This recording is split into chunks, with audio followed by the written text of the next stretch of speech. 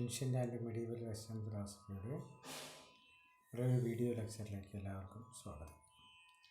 ഇന്ന് നമ്മൾ ഡിസ്കസ് ചെയ്യാൻ പോകുന്നത് സോക്രട്ടീസ് എന്ന ചിന്തകനെ കുറിച്ചിട്ടാണ്. നമ്മളിതുവരെയുള്ള ഡിസ്കഷനിൽ കണ്ടത് വെസ്റ്റേൺ ഫിലോസഫിയുടെ ക്യാരക്ടറിസ്റ്റിക്സ്, ഡിഫറെൻ്റ് പീരിയഡ്സ്, പ്രധാനപ്പെട്ട പ്രീ സോഫിസ്റ്റ് ചിന്തകർ, സോഫിസ്റ്റുകൾ എന്നിവരെയാണ്. ഇന്നത്തെ നമ്മുടെ ചിന്താ വിഷയം കൊണ്ട് തന്നെ സോക്രട്ടീസ് ആണ്. എന്തൊക്കെയാണ് സോക്രട്ടീസിൻ്റെ ഫിലോസഫിക്കൽ കോൺട്രിബ്യൂഷൻസ് എന്നുള്ളത് നമുക്ക് വരുന്ന ലെക്ചേഴ്സിൽ കാണാൻ സാധിക്കും. സോക്രട്ടീസിൻ്റെ സമയത്തെക്കുറിച്ച്, ജീവിച്ചിരുന്ന കാലഘട്ടത്തെക്കുറിച്ച് പറയുകയാണെങ്കിൽ 469 മുതൽ 399 BC വരെയാണ് അദ്ദേഹം ജീവിച്ചത്. ഇത്ര പഴക്കം ചെന്ന ഒരു തിങ്കറെ നമ്മൾ പഠിക്കണമെങ്കിൽ അദ്ദേഹത്തിൻ്റെ ഇമ്പോർട്ടൻസ് ഫിലോസഫിയിൽ മാത്രമല്ല മറ്റ് പല ഡിസിപ്ലിൻസിലുമുണ്ട്.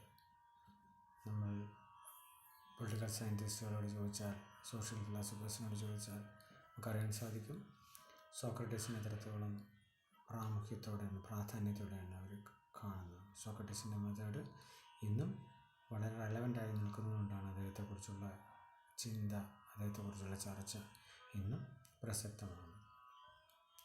എങ്ങനെയാണ് സോക്രട്ടീസ് ഫിലോസോഫിക്കൽ ഡൊമൈനിലേക്ക് വന്നത്, എന്താണ് അദ്ദേഹത്തിൻ്റെ കോൺട്രിബ്യൂഷൻസ് എന്നതും ആണ് നമ്മൾ ഈ വീഡിയോ ലെക്ചറിലൂടെ കാണാൻ പോകുന്നത്. സോഫിസ്റ്റുകളെ കുറിച്ച് നമ്മൾ കഴിഞ്ഞ ക്ലാസ്സിൽ പഠിച്ചു കഴിഞ്ഞു.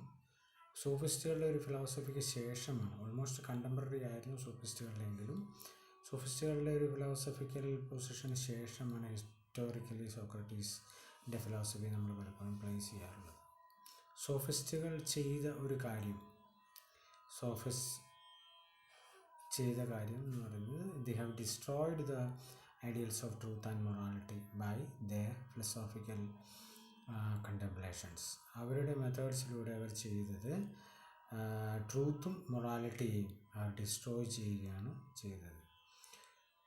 ഏൻഷ്യൻ്റ് ഗ്രീക്കിനെ സംബന്ധിച്ചിടത്തോളം ട്രൂത്തിനും മൊറാലിറ്റിക്കും വളരെയേറെ പ്രാധാന്യമാണുള്ളത്. കാരണം ഇപ്പോൾ ഒരു പൊളിറ്റിക്കൽ സെറ്റപ്പിൽ ഒരു സ്റ്റേറ്റിനെ റൺ ചെയ്യണമെന്നുണ്ടെങ്കിൽ, ഒരു നല്ല സിറ്റിസൺ ആയിരിക്കണമെന്നുണ്ടെങ്കിൽ you have to have the ideals of truth and morality. But the sophist through their rhetoric method have tried to destroy the ideals of truth and morality.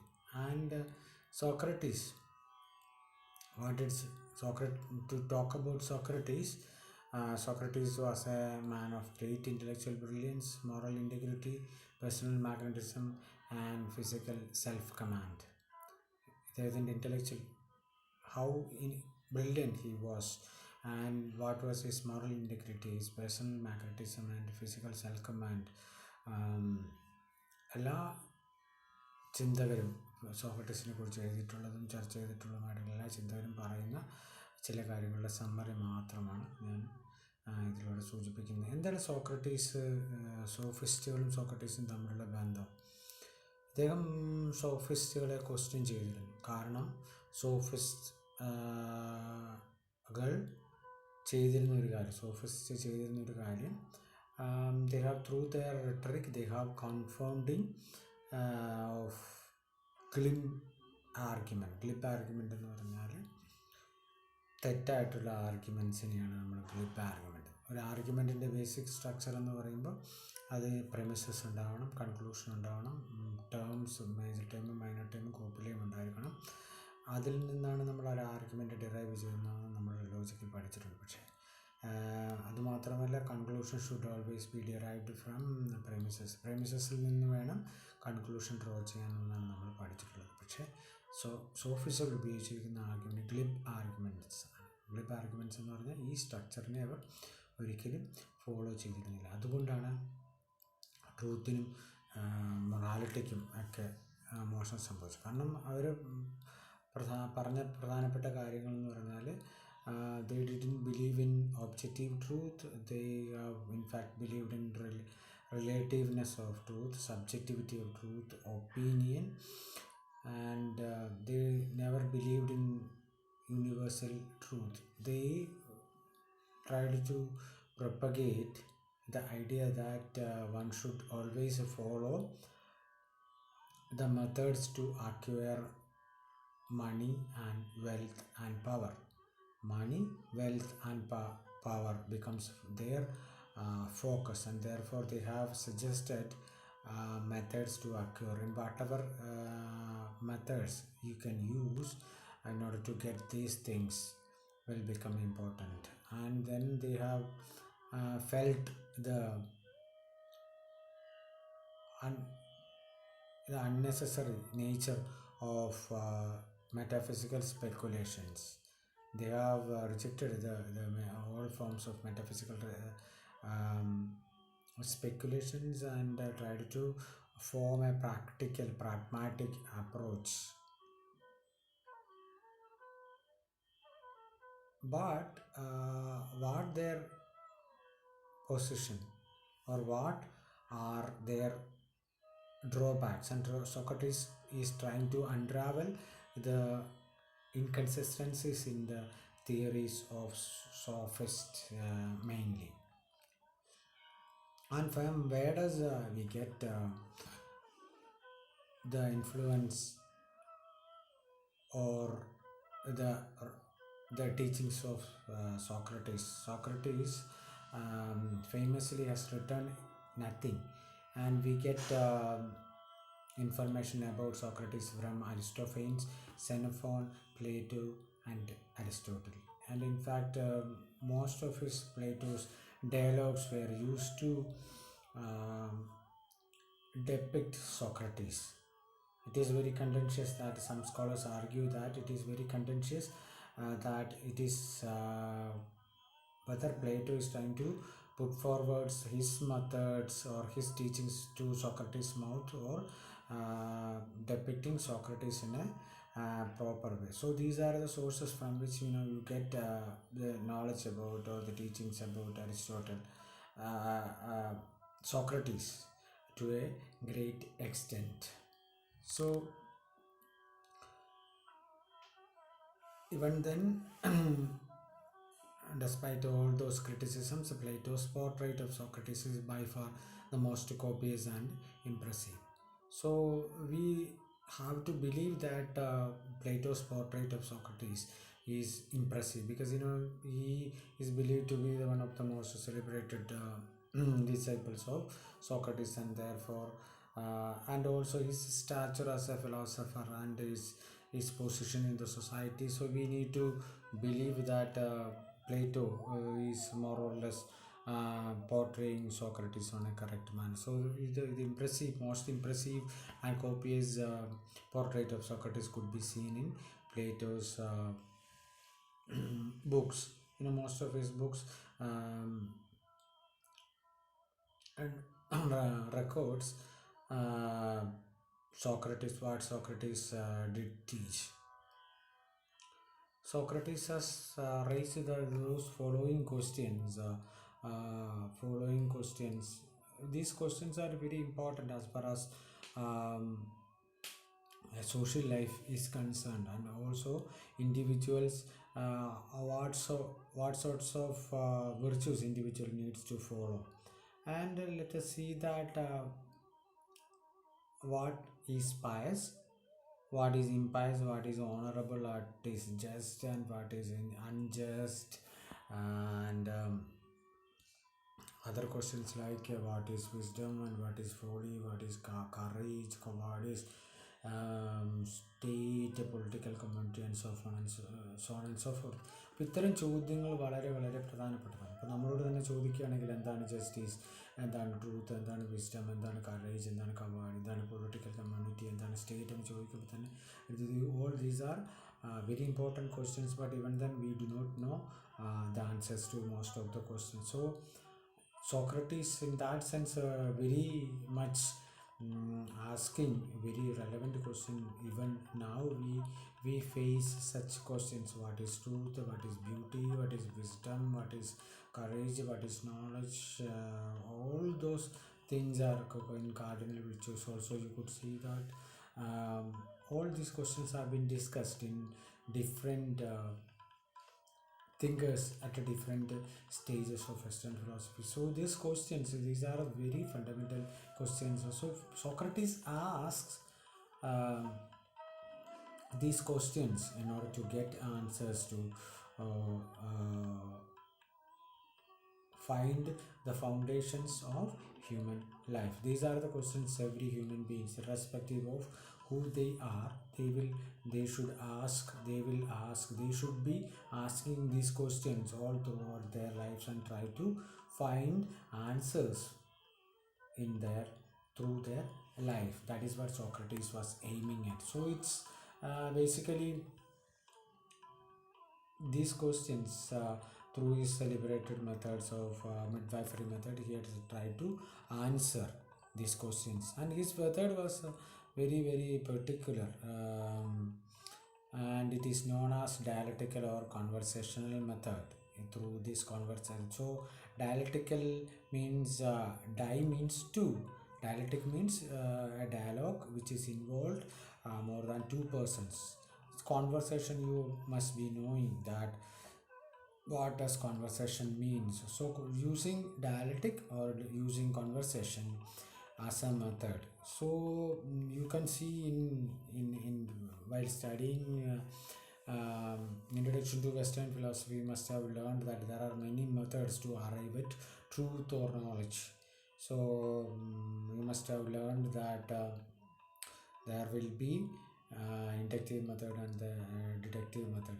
Dialectic or conversational method Socrates employs because it involves more than two persons. You converse, you know what he normally does is he goes to the market and see people and discuss about them and what do they know about life in general and their own personal lives.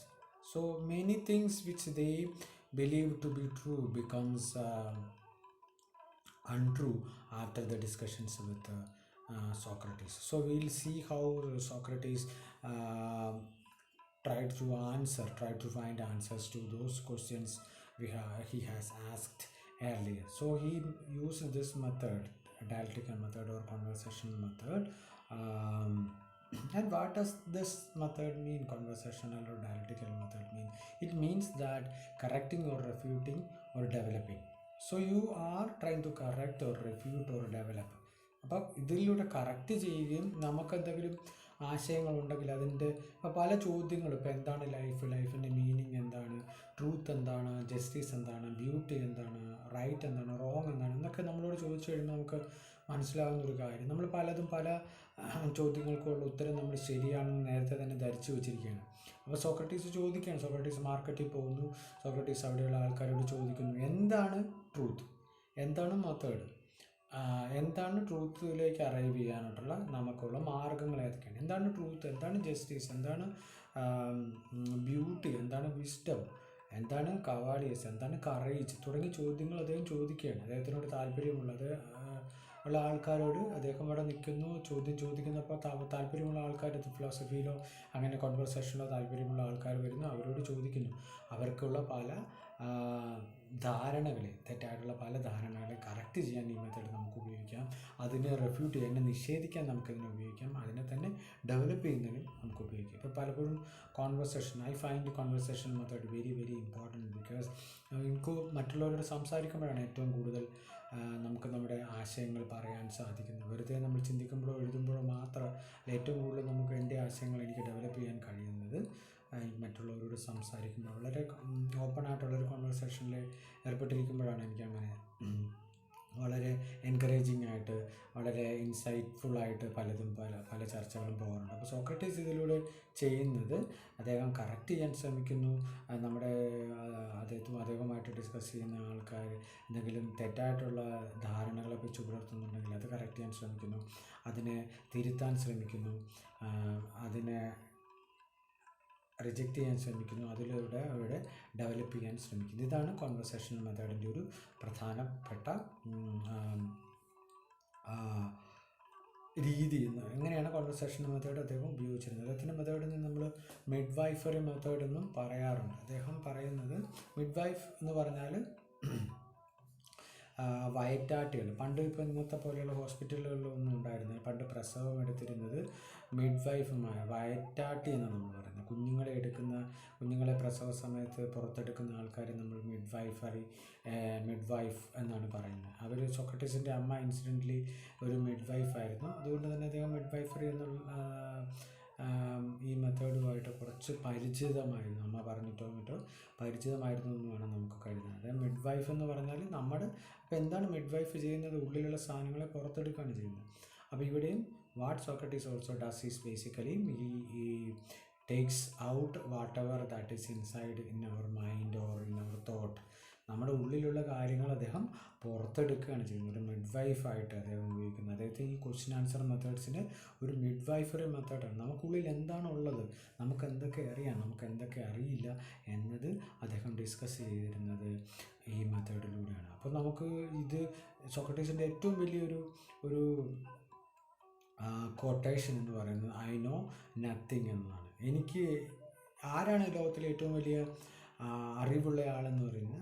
ഏറ്റവും അറിവുള്ള ആളെന്ന് പറയുന്നത് തനിക്കൊന്നും അറിയില്ല എന്ന് അറിയുന്ന ആളാണ് ഏറ്റവും വലിയ അറിവുള്ള ആൾ. A person who is not wise is the person who knows that he knows nothing. So he is trying to bring out what is inside in our mind to make it concrete, make it explicit through his method. So his method is also known as midwifery method. So this is what is we call a Socratic irony. Socratic irony means what? The only knowledge he has is that he knows nothing. And this is what is known as Socratic irony. So when you ask what is irony? Irony means ഒരു opposite principle ആണ്. നമ്മളിപ്പോൾ ഇവിടെ പറയുന്നത് ഒരു വിരോധാഭാസം എന്ന് നമുക്ക് വേണമെങ്കിൽ പറയാം. ഏറ്റവും വലിയ അറിവുള്ളവനാണ് അയാൾ അറിയുന്നത് എന്താണ്? എനിക്ക് ഒന്നും അറിയില്ല എന്നുള്ളത്. എൻ്റെ ഉള്ളിൽ അറിവില്ല. അപ്പോൾ എനിക്ക് ആ അറിവാണ് ഏറ്റവും വലിയ അറിവെന്ന് പറയുമ്പോഴാണ് അതൊരു വലിയ വിരോധാഭാസമായി മാറുന്നത്. എന്താണ്? എനിക്കൊരു അറിവുണ്ട്, പക്ഷെ എനിക്കുള്ളിൽ ഒന്നുമില്ല എന്നുള്ള ഒരറിവ്. അത് ഒരു തരത്തിൽ അതിനെയാണ് നമ്മൾ എന്ത് പറയുന്നത്? സോക്രട്ടിക് ഐറണി എന്ന് പറയുന്നത്. സോക്രട്ടീസ് ഉപയോഗിച്ചിരുന്ന ഒരു വിരോധാഭാസമാണ്. അദ്ദേഹം പറയുന്നത് ഇതിലൂടെ നമുക്ക് അറിയാത്തതന്നെ, ഇപ്പം നമ്മുടെ ഒരു കുടം വെള്ളം മുഴുവനുള്ള ഒരു കുടത്തിലൊരിക്കലും നമുക്ക് വെള്ളം നിറയ്ക്കാനാവില്ല. അതുപോലെ നമ്മൾ അറിയണം, നമ്മൾ ഒരു നിറഞ്ഞ കുടമല്ല എന്ന് നമ്മൾ അറിയണം. അപ്പം നമ്മൾ നിറകുടമല്ല എന്ന് നമ്മൾ അറിയുമ്പോഴാണ് നമ്മൾ വീണ്ടും അറിവ് ശേഖരിക്കുന്നതിന് വേണ്ടി നമ്മൾ ശ്രമിക്കുന്നതെന്നാണ് അദ്ദേഹം പറയുന്നത്. അപ്പോൾ ഈ അറിവിനെ, ഈ ഒരു പെർട്ടിക്കുലർ രീതിയാണ് സോക്രട്ടിക് ഐറണി എന്ന് പറയുന്നത്. എനിക്കൊന്നും അറിയില്ല എന്നുള്ള അറിവാണ് സോക്രട്ടിക്. അതിലൂടെ അപ്പോൾ ഇദ്ദേഹത്തിൻ്റെ മെത്തേഡിനെ നമ്മൾ മിഡ് വൈഫറി മെത്തേഡ് എന്ന് വിളിക്കുന്നു. അതിന് വേറൊരു പേരാണ് എലൻചസ് എന്ന് പറയുന്നത്. ഹിസ് ചീഫ് ഫിലോസഫിക്കൽ നമ്മൾ എലൻചസ് എന്ന് കൂടി വിളിക്കുമെന്ന് പറഞ്ഞു. അപ്പോൾ എലൻചസ് എന്ന് പറഞ്ഞാൽ അദ്ദേഹം ഒന്നുകൂടെ അദ്ദേഹത്തിൻ്റെ മെത്തേഡിനെ കുറിച്ച് പറയുകയാണെങ്കിൽ an eliciting and questioning of beliefs in order to establish truths and reveal inconsistencies എന്ന് പറയുന്നത്. എലിസിറ്റ് എന്ന് പറഞ്ഞാൽ എക്സ്പ്രസ് ചെയ്യുക, പുറത്തു കൊണ്ടുവരിക, മേക്ക് ക്ലിയർ ആക്കുക എന്നുള്ളതാണ്. An eliciting and questioning of beliefs. ഇപ്പം നമുക്ക് പല തരത്തിലുള്ള വിശ്വാസ പ്രമാണങ്ങളുണ്ട്. അപ്പം നമ്മുടെ പലതും വിശ്വാസ പ്രമാണങ്ങളും നമ്മൾ ഡോഗ്മയായിട്ട് അൺക്വസ്റ്റ്യനബിൾ ആയിട്ടുള്ള ട്രൂത്തോ ആയിട്ട് നമ്മൾ കാണുന്നു. അദ്ദേഹം എന്താ ചെയ്യുന്നത്? ഇത്തരം ബിലീഫുകളുടെ അടിസ്ഥാനം എന്താണെന്ന് ചോദിക്കുന്നു. അതുപോലെ തന്നെ ആ ബിലീഫുകളെ ചോദ്യം ചെയ്യുന്നു. ഇപ്പോൾ ഗോഡ് എന്താണ്, സോൾ എന്താണ്, മൈൻഡ് എന്താണ്, അതുപോലെയുള്ള നേരത്തെ ചോദിച്ച ചോദ്യങ്ങൾ, ട്രൂത്ത് എന്താണ്, ബ്യൂട്ടി എന്താണ്, ഗുഡ്നെസ് എന്താണ് എന്നുള്ള ചോദ്യങ്ങൾ ചോദിക്കുന്നു. പലതിനെക്കുറിച്ചും നമുക്ക് വളരെ ഡോഗ്മാറ്റിക് ആയിട്ടുള്ള അറിവ് മാത്രമേ ഉള്ളൂ. നമുക്ക് പലതും, നമ്മുടെ പല അറിവുകളും പ്രൂവൺ ആയിട്ടുള്ള അറിവുകളല്ല. അതുകൊണ്ട് തന്നെ അതിനെന്ത് ചെയ്യണം? അതേ ക്വസ്റ്റ്യൻസിനെ ചോദ്യം ചെയ്യുന്നു. ഇൻ ഓർഡർ ടു എസ്റ്റാബ്ലിഷ് ട്രൂത്തിനെ എസ്റ്റാബ്ലിഷ് ചെയ്യണമെന്നുണ്ടെങ്കിൽ നമ്മളുടെ ഉള്ളിലുള്ള ഫോൾസ് കൂട്ടിനെ നമ്മൾ റിവീൽ ചെയ്തേ പറ്റുള്ളൂ. അപ്പോൾ എങ്ങനെയാണ് ഒരു കാര്യം ഫോൾസ് ആകുന്നത്? Because it shows lots of inconsistencies. ഇപ്പം നമ്മളൊരു കാര്യം പറയുന്നത് നമ്മൾ പറയാറുണ്ട് സാധാരണ, ഒരു കള്ളം പറഞ്ഞാൽ അതിനെ ന്യായീകരിക്കുന്നതിന് വേണ്ടി 9 കള്ളം പറയുന്നു.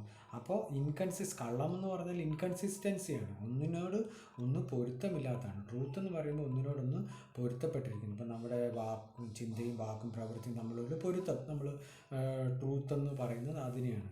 അപ്പോൾ ഇത് തമ്മിൽ പൊരുത്തമില്ല എങ്കിൽ എന്താണ്? അത് ബിക്കംസ് ഫോൾസ്ഹുഡ്, അത് ബിക്കംസ് അൺട്രൂത്ത്. അത് ട്രൂത്ത് അല്ല അത്. അപ്പോൾ ഇൻകൺസിസ്റ്റൻസിയാണ്. ഇപ്പം നമ്മുടെ ചിന്ത, ഇപ്പം നമ്മളൊന്ന് ചിന്തിക്കുന്നു, നമ്മൾ വേറൊന്ന് പറയുന്നു, നമ്മൾ വേറൊന്ന് പ്രവർത്തിക്കുകയാണെങ്കിൽ നമ്മൾ ട്രൂത്ത്ഫുള്ളായിട്ടുള്ളൊരു മനുഷ്യനല്ല. അപ്പോൾ ഈ ട്രൂത്ത്ഫുൾനെസ് എങ്ങനെ മനുഷ്യരിലേക്ക് കൊണ്ടുവരാം എന്നതാണ് സോക്രട്ടീസ് അദ്ദേഹത്തിൻ്റെ ഫിലോസഫിയിലൂടെ ശ്രമിച്ചിരുന്നതെന്ന് നമുക്ക് വളരെ വ്യക്തമാണ്. അദ്ദേഹത്തിൻ്റെ മെത്തേഡ് അതുകൊണ്ടാണ് നമ്മൾ കോൺവെർസേഷൻ മെത്തേഡ് എന്ന് പറയുന്നത്. His conversation concerns the nature of virtue and particular virtues. ഇപ്പോൾ നമ്മൾ പലപ്പോഴും നമുക്ക് അറിയാൻ പറ്റും എന്താണ് വിർച്യൂ എന്ന് പറഞ്ഞാൽ നന്മ. എന്താണ് നന്മയുടെ സ്വഭാവം, എന്താണ് നന്മ, എന്താണ് നന്മയുടെ സ്വഭാവം, എന്താണ് നന്മയുടെ സ്വഭാവ സവിശേഷതകൾ എന്തൊക്കെയാണ്, ആരാണ് ഒരു നന്മയുള്ള മനുഷ്യൻ. അപ്പോൾ ഓരോരുത്തരിലും ഇപ്പോൾ നമ്മളോട് തന്നെ ചോദ്യം ചോദിച്ചാൽ എന്നിൽ എത്ര നന്മയുണ്ട്, നമ്മളിൽ ഓരോരുത്തരിലും എത്ര നന്മയുണ്ട്, അത് ഏതൊക്കെ നന്മയാണ് എന്ന് നമ്മളോട് പറഞ്ഞു കഴിഞ്ഞാൽ ചിലപ്പോൾ നമുക്ക് വളരെ കുറച്ചാണ്. ഇപ്പോൾ വിരലിൽ എണ്ണാവുന്നത്രയും വിർച്യൂസ് നമുക്ക് പറയാൻ പറ്റുള്ളൂ. ചിലപ്പോൾ നമ്മുടെ കുറ്റങ്ങൾ ചോദിച്ചു കഴിഞ്ഞാൽ ഒരുപക്ഷെ നമുക്ക് അതിൽ കൂടുതലും പറയാൻ പറ്റും. It is important to know that the virtue we possess. അപ്പോൾ അതുകൊണ്ടാണ് അദ്ദേഹത്തിൻ്റെ കോൺവെർസേഷൻ മെത്തേഡ് എന്ന് പറയുന്നത്, ഉന്നം വയ്ക്കുന്നത് എന്തിനെയാണ്? To understand the nature of virtue and the nature of particular virtues. എന്തൊക്കെയാണ് നേച്ചർ, അബ്സ്ട്രാക്റ്റ് ആയിട്ടുള്ള വിർച്യൂസിൻ്റെ സ്വഭാവം എന്താണ്, അതുപോലെ തന്നെ ഓരോരുത്തരിലും കാണുന്ന വിർച്യൂസ് ഏതൊക്കെയാണ് എന്നുള്ള ചർച്ച. ഈ ചർച്ചയുടെ ഒരു വലിയൊരു തുടർച്ച നമുക്ക് പ്ലേറ്റോയിൽ കാണാൻ സാധിക്കും. അദ്ദേഹത്തിൻ്റെ കാർഡിനൽ വിർച്യൂസ് എന്ന് പറയുന്ന സങ്കല്പത്തിലൂടെ അത് നമുക്ക് പിന്നീട് ചർച്ച ചെയ്യാം. He takes particular virtues and tries to find its essence by giving a general definition of it. അപ്പോൾ അദ്ദേഹം ചെയ്തിരുന്നത് എന്താണെന്ന് ചോദിച്ചു കഴിഞ്ഞാൽ വളരെ ബ്രോഡായിട്ടുള്ളൊരു, വളരെ ജനറൽ ആയിട്ടുള്ളൊരു വിർച്യൂ ഡെഫിനിഷൻ പറയുകയും അതുപോലെ അപ്പോൾ നമുക്ക് ഒരുപാട് വിർച്യൂസ് ഉണ്ടെങ്കിൽ ഇപ്പം നമ്മൾ പറയാറുണ്ട് ഒരുപാട് ട്രൂത്തുകളുണ്ടെങ്കിൽ അതിൽ നിന്ന് നമ്മളെങ്ങനെ ഒരു ട്രൂത്ത് കണ്ടുപിടിക്കുന്നു, അപ്പോൾ ട്രൂത്തിനൊരു ഡെഫിനിഷൻ ഉണ്ടോ എന്ന് നമുക്ക് ചോദിക്കാം. അതുപോലെ തന്നെ ഒരുപാട് പെർട്ടിക്കുലർ വിർച്യൂസ് ഉണ്ടെങ്കിൽ ഇപ്പോൾ നന്മ, കള്ളം പറയാതിരിക്കുക, പിന്നെ മറ്റുള്ളവരെ ഉപദ്രവിക്കാതിരിക്കുക, മറ്റുള്ളവരിലൊന്നും മോഷ്ടിക്കാതിരിക്കുക, ജീവിതത്തിൽ മറ്റുള്ളവരെ സഹായിക്കുന്നവരായിരിക്കും. അപ്പോൾ എന്ന് പറഞ്ഞാൽ ഒരുപാട് നന്മകളെ കുറിച്ചുള്ള സങ്കല്പങ്ങൾ നമ്മുടെ ഉള്ളിലുണ്ട്. അപ്പം അദ്ദേഹം എന്ത് ചെയ്യുന്നു, ഇത് എല്ലാ നന്മകളെയും ബാധിക്കത്തക്ക രീതിയിൽ ഒരു ജനറൽ ഡെഫിനിഷൻ കൊടുക്കും. അതുവഴി ഇൻഡിവിജ്വലായിട്ടുള്ള പർട്ടിക്കുലർ ആയിട്ടുള്ള വിർച്യൂസിനെ ഇപ്പം നമുക്ക് മനസ്സിലാക്കി തരാൻ ശ്രമിക്കുകയും ചെയ്യുന്നു എന്നുള്ളതാണ് സോക്രട്ടീസിൻ്റെ ഒരു പ്രധാനപ്പെട്ട ഒരു കോൺട്രിബ്യൂഷൻ എന്ന് പറയുന്നത്. ഇപ്പോൾ ജനറൽ ഡെഫിനിഷൻ അദ്ദേഹത്തെക്കുറിച്ച് വിർച്യൂസിനെ കുറിച്ച് പറയുന്നു, നന്മകളെക്കുറിച്ചുള്ള ജനറൽ ഡെഫിനിഷൻ നൽകുകയും അതിലൂടെ നമ്മൾ ഏതൊക്കെയാണ് പർട്ടിക്കുലർ വിർച്യൂസ് എങ്ങനെയായിരിക്കണം എന്നുള്ളത് അദ്ദേഹം നമ്മളോട് പറയുന്നു. ഈ ഒരു discussion general and particular, type and token എന്ന് പറയുന്ന അത്തരത്തിലുള്ള ഡിസ്കഷനിലൂടെ പിന്നീട് ഒരുപാട് 20th സെഞ്ച്വറിയിൽ ഒരുപാട് ഫിലോസഫേഴ്സ് ഈ ഒരു പാറ്റേൺ, ഈ ഒരു പർട്ടിക്കുലർ ഫോം ഓഫ് ഡിസ്കഷൻ ഉപയോഗിച്ചിട്ടുണ്ടെന്ന് നമുക്ക് പിന്നീട് മനസ്സിലാക്കാൻ സാധിക്കും. അപ്പോൾ അദ്ദേഹം പറയുന്നത് the perfect forms of all things exist independently of their imperfect physical example and could be known by the exercise of reason and ഇൻ്റലക്റ്റിൻ്റെ ഉപയോഗത്തിലൂടെ നമുക്ക് മനസ്സിലാക്കാൻ സാധിക്കത്തുള്ളൂ. പർട്ടിക്കുലർ ഇൻഡിവിജ്വൽസിൻ്റെ വിർച്യൂസ് എന്ന് പറയുന്നത് ഒരുപാട് കാലം നീണ്ടു നിൽക്കുന്ന വിർച്യൂസ് അല്ല, അത് മാറിക്കൊണ്ടേയിരിക്കും. പക്ഷേ അബ്സ്ട്രാക്റ്റ് ആയിട്ടുള്ള വിർച്യൂസ് എന്ന് പറയുമ്പോൾ, ഇൻഡിപെൻഡൻ്റ് ആയിട്ടുള്ള വിർച്യൂസ് എന്ന് പറയുമ്പോൾ, അതായത് നമ്മൾ ഓരോരുത്തരുടെയും വിർച്യൂ എന്ന് പറയുമ്പോൾ അതിൽ ഇംപെർഫെക്ഷൻ ഉണ്ടാകും.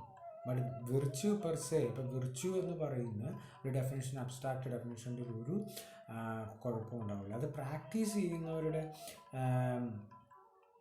ആ പ്രാക്ടീസിലാണ് അതിൻ്റെ കുഴപ്പം വരുന്നത്. അപ്പോൾ അതുകൊണ്ട് തന്നെ അദ്ദേഹം പറയുന്നത് അത് നമുക്ക് എങ്ങനെ മനസ്സിലാക്കാൻ പറ്റുന്നത് ഈ പിന്നെ പർട്ടിക്കുലർ ഡെഫിഷ്യൻസീസ് എങ്ങനെയാണ്, ഇംപെർഫെക്ഷൻസ് എങ്ങനെയാണ് നമുക്ക് മനസ്സിലാക്കാൻ സാധിക്കുന്നത്? ഇംപെർഫെക്ഷൻസ് നമുക്ക് മനസ്സിലാക്കാൻ സാധിക്കുന്നത് by the use of reason and intellect. So when we use our intellect and reason, we should be able to discriminate between what is lasting, what virtues do last, ഏതൊക്കെ വിർച്യൂസാണ് last ചെയ്യുന്നത്, ഏതൊക്കെ വിർച്യൂസാണ് നീണ്ട കാലം നിന്ന് അബ്സ്ട്രാക്റ്റായിട്ട് നീണ്ട സമയത്തിനുള്ളിൽ, നീണ്ട കാലഘട്ടത്തിനുള്ളിൽ നിൽക്കുന്നത് എന്ന് നമുക്ക് മനസ്സിലാക്കാം. ചിലതിലിപ്പോൾ നമ്മൾ ചിലരുടെ സ്വഭാവം എടുത്ത് നോക്കുകയാണെങ്കിൽ ചിലവരെ നമ്മൾ റോൾ മോഡൽസ് ആക്കാറുണ്ട്. എന്തുകൊണ്ടാണെന്ന് ചോദിച്ചു കഴിഞ്ഞാൽ അവർക്ക് ഒരുപാട് വിർച്യൂസ് ഉണ്ട്. അവരുടെ വിർച്യൂസ് എന്ന് പറയുമ്പോൾ പെട്ടെന്നൊരു സമയത്ത് പോകുന്നതല്ല. ഇപ്പോൾ ഫോർ എക്സാമ്പിൾ ഇപ്പോൾ ഭഗവത്ഗീതയിൽ സ്ഥിതപ്രജ്ഞ എന്ന് പറയുന്നൊരു സങ്കല്പത്തെക്കുറിച്ച് പറയുന്നു. ഈ സ്ഥിതപ്രജ്ഞ എന്ന് പറഞ്ഞാൽ ഒരു ലോകത്തിൻ്റെ ഒരു ഇംപെർഫെക്ഷൻസും, അത് നന്മയായാലും തിന്മയായാലും അദ്ദേഹത്തെ ഒരു പരിധിയിൽ കൂടുതൽ ബാധിക്കില്ല എന്ന് നമുക്ക് മനസ്സിലാക്കാൻ സാധിക്കും. എന്ത് നന്മയുണ്ടായാലും അമിതമായിട്ട് സന്തോഷിക്കുകയോ തിന്മയുണ്ടായാലും അമിതമായിട്ട് ദുഃഖിക്കുകയോ ചെയ്യുന്നില്ല. അമിതമായിട്ടുള്ള സന്തോഷമോ അമിതമായിട്ടുള്ള ദുഃഖമോ അല്ല, മറിച്ച് ഒരു ബാലൻസ് ഓഫ് മൈൻഡാണ്, അത് ബാലൻസ് ഓഫ് ഇൻ്റലക്റ്റാണ് അവിടെ പറയുന്നത്. അപ്പോൾ ഈ ഇൻ്റലക്റ്റിൻ്റെ ഒരു ബാലൻസ് എന്ന് പറയുമ്പോൾ നമുക്കറിയാം, ബാലൻസ് ഇല്ലാത്ത ഇൻ്റലക്റ്റിന് നമ്മളിപ്പോൾ ഈ സൈക്കോളജി പഠിക്കുമ്പോൾ നമുക്കറിയാം എന്തുകൊണ്ടാണ്, എങ്ങനെ, ഏതൊക്കെ അസുഖങ്ങളെയാണ് നമ്മൾ സൈക്കോളജിക്കൽ ആയിട്ടുള്ള അസുഖങ്ങളെന്ന് പറയുന്നത്. Because when we lose the balance of mind, when we lose the ability to coordinate or when we lose the coherence between different elements of mind, we call them mad. അല്ലേ, ഒരാളെ എങ്ങനെയാണ് നമ്മൾ ഭ്രാന്തൻ അല്ലെ ഭ്രാന്തി എന്ന് വിളിക്കുന്നത്? അവർ മാഡാകുമ്പോൾ അവരുടെ ബാലൻസ്, അവരുടെ ഇൻ്റലക്റ്റിൻ്റെ ബാലൻസ് നഷ്ടപ്പെടുമ്പോഴാണ്, അവർ റീസണിൻ്റെ ബാലൻസ് നഷ്ടപ്പെടുകയും അത് തമ്മിൽ പൊരുത്തക്കേടുകൾ ഉണ്ടാവുകയും ചെയ്യും. അപ്പോൾ നേരത്തെ തന്നെ നമ്മൾ സൂചിപ്പിച്ചിരുന്നു ഇൻകൺസിസ്റ്റൻസീസ് അല്ലെ ഇൻ്റലക്റ്റിൽ ഉണ്ടാകുന്ന ഇൻകൺസിസ്റ്റൻസീസിനാണ് നമ്മൾ ഭ്രാന്ത്, അല്ലെങ്കിൽ എൻ്റെ എക്സ്റ്റെൻഡഡ് ഫോമിനെയാണ് നമ്മൾ ഭ്രാന്ത് എന്ന് വിളിക്കുന്നത്. അപ്പോൾ അദ്ദേഹം പറയുന്നത് ഈ ലോകത്തിൽ കാണുന്ന നന്മകൾ തിന്മകൾ പെർഫെക്റ്റ് ഫോം, എല്ലാത്തിനും പെർഫെക്റ്റ് ഫോം എന്ന് പറയുന്നത് ഇൻഡിപെൻഡൻ്റ് ആണ്, ഓരോന്നും ഇൻഡിപെൻഡൻ്റ്. ഇപ്പോൾ ഏതാണ് ഏറ്റവും നല്ല മനുഷ്യൻ എന്ന് ചോദിച്ചു കഴിഞ്ഞാൽ നമുക്ക് പറയാൻ വിഷമമായിരിക്കും. കാരണം ഓരോ മനുഷ്യരിലും ഓരോ കുറ്റങ്ങളുണ്ടാവും. അതുപോലെ തന്നെ പക്ഷെ ഒരു മനുഷ്യൻ എന്നുള്ള സങ്കല്പം എല്ലാവരും ഉണ്ട്. ഇപ്പം ചിലർ കൂടിയവരായിരിക്കും, ചിലർ പൊക്കം കുറഞ്ഞവരായിരിക്കും, ചിലവരെ പൊക്കം വളരെ കൂടിയവരായിരിക്കും, ചിലർ കറുത്തിട്ടായിരിക്കും, ചിലർ വെളുത്തിട്ടായിരിക്കും, ചിലർ സ്വഭാവം മോശമായിരിക്കും, ചിലർ പലതരത്തിലുള്ള ഇംപെർഫെക്ഷൻസും മനുഷ്യരിലുണ്ടാകും. അപ്പം മനുഷ്യൻ എന്ന് പറയുന്നൊരു സങ്കല്പത്തിൽ ഇതൊന്നുമില്ല. പക്ഷേ ഓരോരോ ഇൻഡിവിജ്വൽ മനുഷ്യരിലും എന്തുണ്ടാകും, ഈ ഇംപെർഫെക്ഷൻ ഉണ്ടാകും. അപ്പോൾ ഈ സോക്രട്ടീസിൻ്റെ അഭിപ്രായത്തിൽ ദീസ് ഫോംസ്, ഇതിനാണ് നമ്മൾ ഫോമും മാറ്ററും എന്ന് പറയുന്നത്. മാറ്റർ എന്ന് പറയുന്നത് നമ്മൾ ഈ ലോകത്തിൽ കാണുന്നത്, ഇപ്പം നമ്മളൊരു മേശ കാണുമ്പോൾ ആ മേശയ്ക്ക് ഒരു ഐഡിയൽ മേശ എന്ന് പറയുന്നൊരു സങ്കല്പമുണ്ട്. അപ്പോൾ ഈ ഐഡിയൽ മേശയുടെ റെപ്രസെൻറ്റേഷൻസിനെയാണ് നമ്മൾ കാണുന്നത്. അപ്പോൾ ഇതിലുണ്ടാകുമ്പോൾ പലതരത്തിലുള്ള ഇംപെർഫെക്ഷൻസ് ഇതിലുണ്ടാകും. പക്ഷെ ഒരിക്കലും ആ ഇംപെർഫെക്ഷൻസ് ഇതിൻ്റെ മേശ എന്ന് പറയുന്ന സങ്കല്പത്തിന് ഒരിക്കലും മോശം, അത് ഇൻഡിപെൻഡൻ്റ് ഓഫ് ദ വേൾഡ് എന്നാണ് നമ്മൾ പറയുന്നത്. അത് അബ്സ്ട്രാക്റ്റ് ആയിട്ടുള്ള ലോകത്തിലാണ് നിൽക്കുന്നതെന്ന്. അതിനെ മനസ്സിലാക്കണമെങ്കിൽ നമുക്ക് ഇൻ്റലക്റ്റും റീസണും ഉപയോഗിക്കണം. അവിടെ ഇൻകൺസിസ്റ്റൻസീസ് ഉണ്ടെങ്കിൽ നമുക്കതിനെ മനസ്സിലാക്കാൻ സാധിക്കത്തില്ല എന്ന്. അപ്പോൾ അദ്ദേഹം പറയുന്നത് convictions are arrived through difficult process of reasoning. ഇപ്പോൾ നമുക്കറിയാം, നമുക്ക് പലതരത്തിലുള്ള ബിലീഫ്സ് ഉണ്ട്, നമുക്ക് പലതരത്തിലുള്ള വിശ്വാസങ്ങളുണ്ട്. അതെങ്ങനെയാണ് നമ്മൾ ഉറപ്പിക്കുന്നത്? അതൊരു വിശ്വാസ പ്രമാണമല്ല, ഒരു നോളജാണ്, ഒരു അറിവാണ്. ഫോർ എക്സാമ്പിൾ, ഇപ്പോൾ ഡാറ്റയും ഇൻഫർമേഷനും നോളജും വിസ്ഡവും തമ്മിൽ വ്യത്യാസമുണ്ട്. എപ്പോഴാണ് നമുക്ക് വിസ്ഡം ഉണ്ടാകുന്നത്? ഫിലോസഫി എന്ന് പറഞ്ഞാൽ ലവ് ഓഫ് വിസ്ഡമാണ് അല്ലേ. അപ്പോൾ ലവ് ഓഫ് വിസ്ഡത്തിൽ എങ്ങനെയാണ്, അതാണ് കൺവിക്ഷൻ ഉണ്ടാകുന്നത്. കൺവിക്ഷൻ എന്ന് പറഞ്ഞാൽ നമുക്കൊരു കാര്യത്തിലുള്ള ഉറപ്പിനാണ് കൺവിക്ഷൻ എന്ന് പറയുന്നത്. അപ്പോൾ എങ്ങനെയാണ് നമ്മൾ കൺവിക്ഷനിൽ എത്തിച്ചേരുന്നത്?